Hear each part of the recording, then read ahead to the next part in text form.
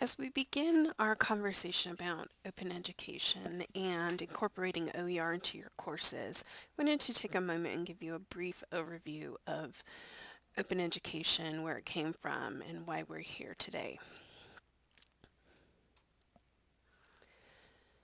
One of the questions I get asked most in academics is, what is this new idea? Why are we switching to OER all of a sudden? What is it? Where did it come from? Is it sustainable? Will this last? Is it a fad? Which are questions I'm sure you've thought of along the way. And the answer to that is open education is not a new concept. In fact, open access is not a new concept. Uh, Open educational resources were really developed by like-minded people who feel like access to education should be universal, and it is why we are in the profession. However, we are not new to this. The digital world, including open source software, open source systems, open data, open publication practices, are all just different trends that have been developing worldwide since the 80s when the internet launched. Today, and especially in the United States specifically, the OER movement is that the world is looking, or the world of academia is looking up and deciding to participate.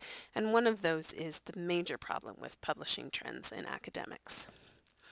So as you can see, over the last 20 years, the cost of college textbooks has increased phenomenally over the price of anything else in the United States. In fact, most citizens of the U.S. would acknowledge that medical services is the most expensive part of our culture, and yet if you look at this, the U.S. Census Bureau data will say that academic textbooks far exceed that. One question that I get asked is, well, are textbooks just more expensive because there's digital options, or is this publishing as a whole?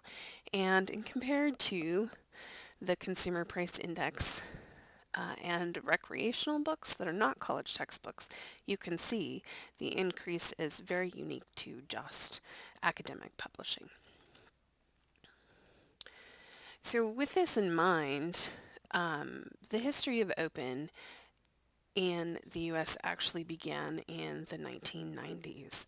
In 1997, the University of California system created the database Merlot, which is the first ever database of open access courses or textbook materials. Also in the 1990s, you had individuals like David Wiley at the time of the University of Utah doing writing and research on open access publishing and scholarly publishing for SPARC and the Association of Research Libraries. But it didn't really take off as a major trend in the U.S.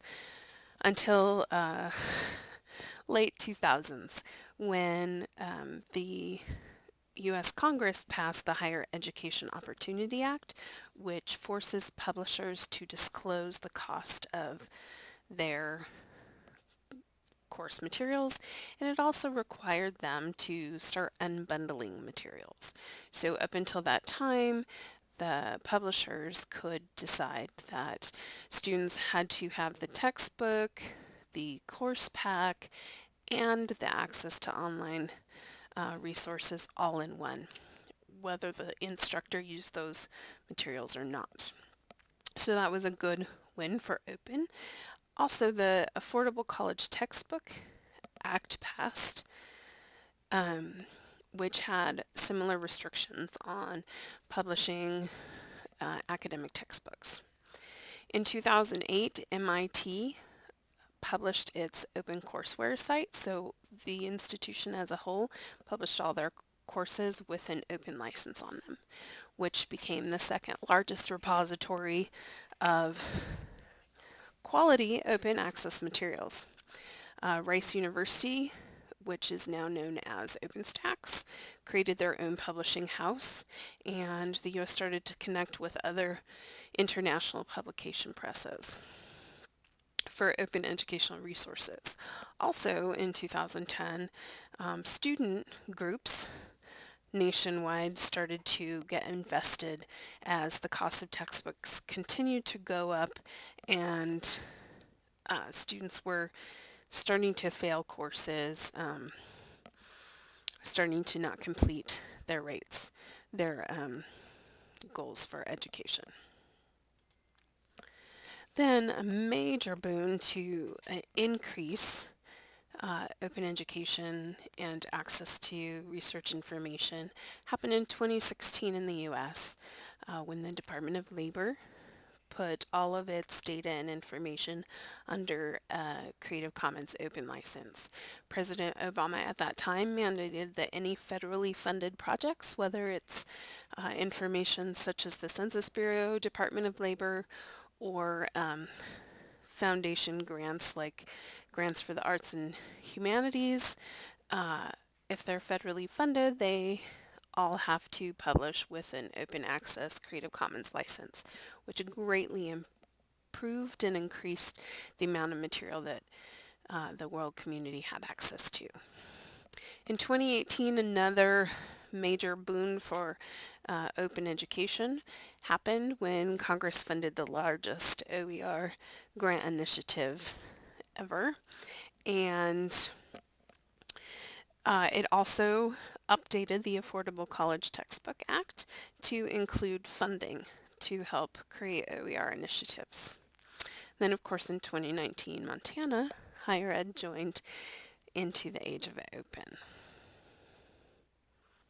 So you're seeing that open education has been around for a while, and even though the world, especially in the U.S., for access to open education, and absolutely worldwide, has grown, the problem hasn't shifted. As you saw, textbooks continue to get more and more expensive. And the problem that impacts is really a student's ability to succeed. In 2008, the state of Florida did a survey of college students, and in 2017, the Association of College and Research Libraries did a national study, very similar. The numbers that you see here haven't changed in that 10-year period. So we are doing great harm to our students by requiring expensive textbooks. Besides the dollar amount that we are asking our students to pay, the cost of a textbook is actually affecting their ability to finish their degrees or certificates and their educational goals. By not purchasing a textbook because they can't afford it, students are often dropping, withdrawing, or failing courses, which means they have to take those courses again. So they're paying more tuition, more fees. It's taking them longer to finish their degrees. And ultimately, we're hurting their motivation and confidence in their ability to complete their education. Also, it becomes an incredible social justice issue as an educator when you are putting such a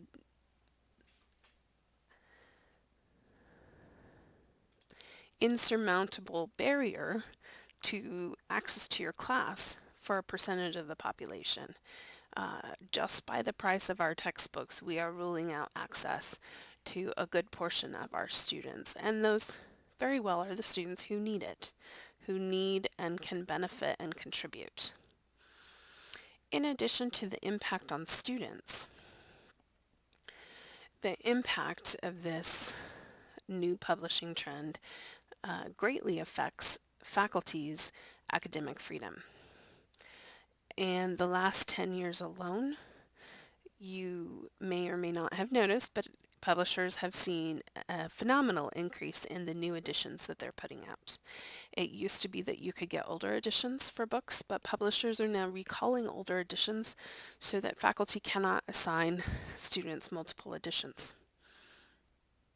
Another publishing trend is that publishers used to provide a wide variety of teaching resources and ancillary materials to faculty who are teaching out of their textbook.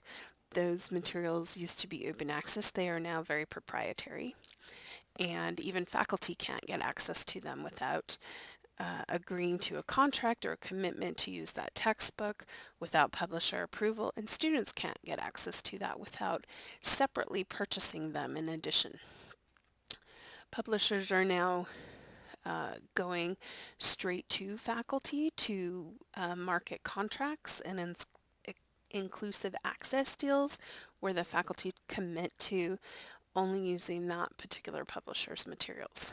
They're also going to administrators and bookstores to get inclusive access contracts where faculty are forced to buy from that particular publisher.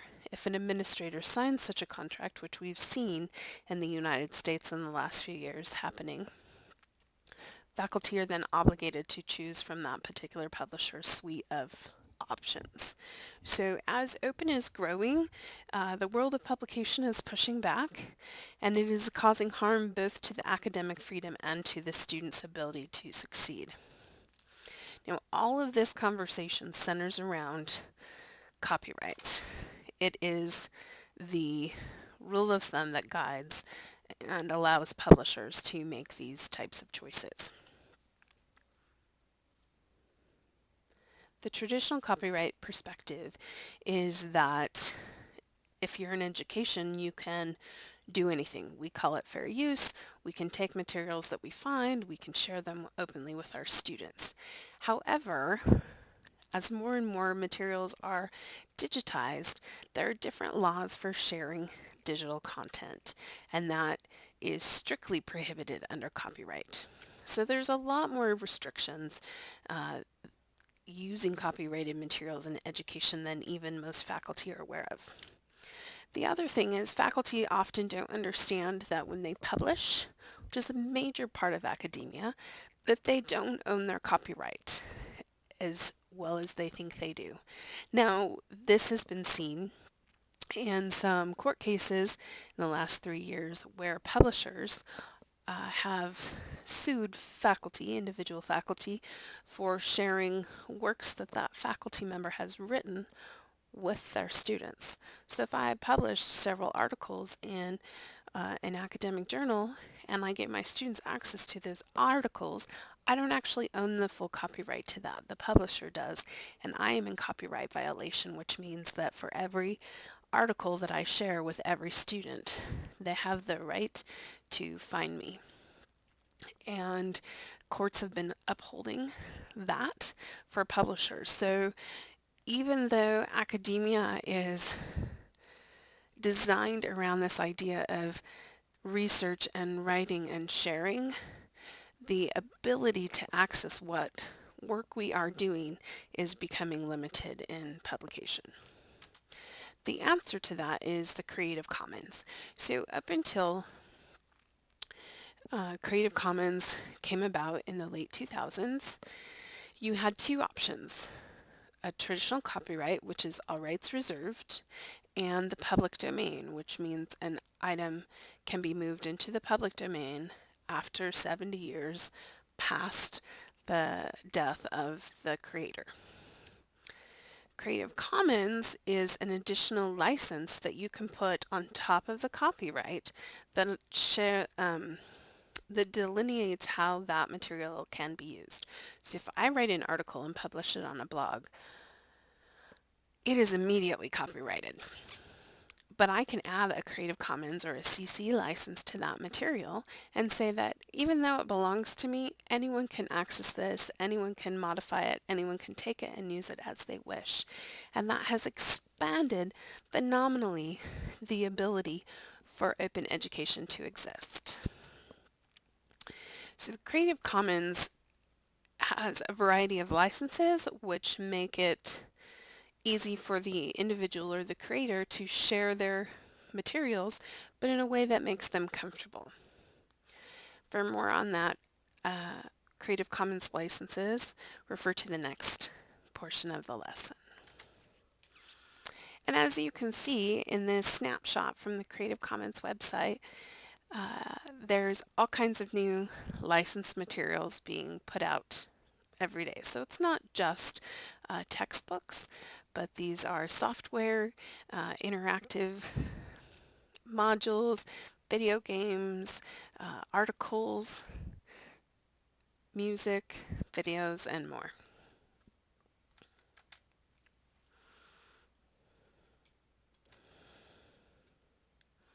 So now you know the problem and the solution, uh, but there's still challenges that come with this idea of open education. So these are some of the common questions that come up, and my overall answer is that open educational resources are not perfect. It is the very same as the publication world. There is good, amazing stuff out there. There is mediocre. There is less than. The benefit of open education is that you have access to materials that you can then take and make your own. There are high quality, publisher quality textbooks out there on every topic that could possibly be taught. Not yet, but maybe you can be a part of contributing. Are there amazing ancillaries out there? Yes, there are. Are they the same as the publisher ones? In some subject areas. Are they needing more work, more help? Yes, but you can contribute to that as well. There are peer-reviewed OER books, and there's a lot of resources and people invested in helping this movement go forward. So there's always help out there.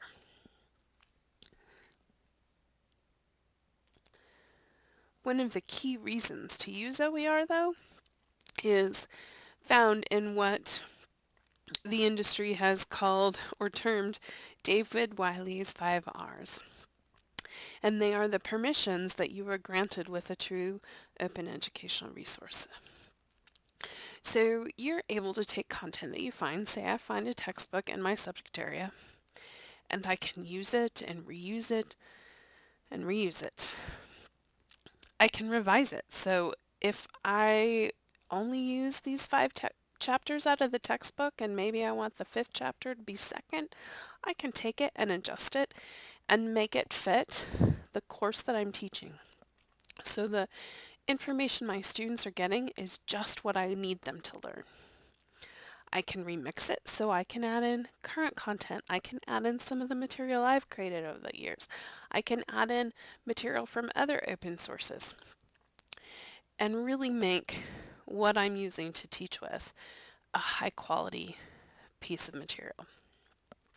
And then I can redistribute it. So I can share what I've created, which is a mixture of other sources and maybe some of my own content, and I can share that out with the world. I can share it with my coworkers and my students. I can have printed versions made to sell to my students. All of that is acceptable. And then it also gives me the right to retain it, which means I can keep it without a limit.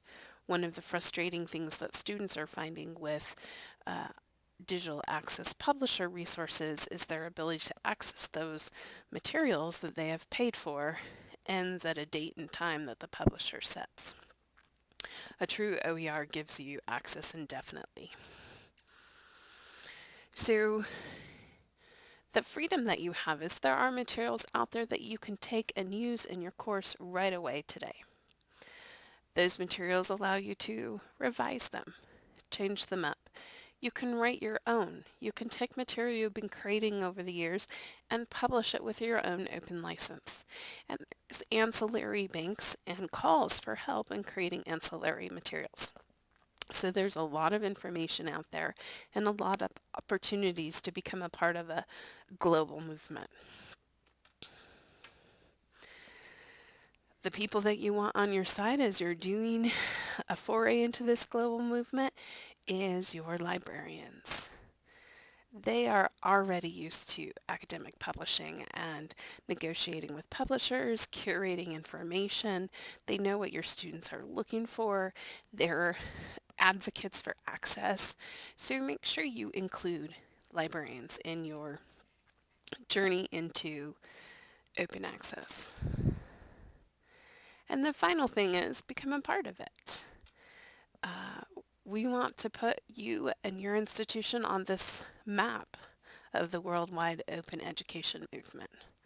As you can see, the United States has lots of ground to cover, so become a part of the movement today and learn more about open educational resources.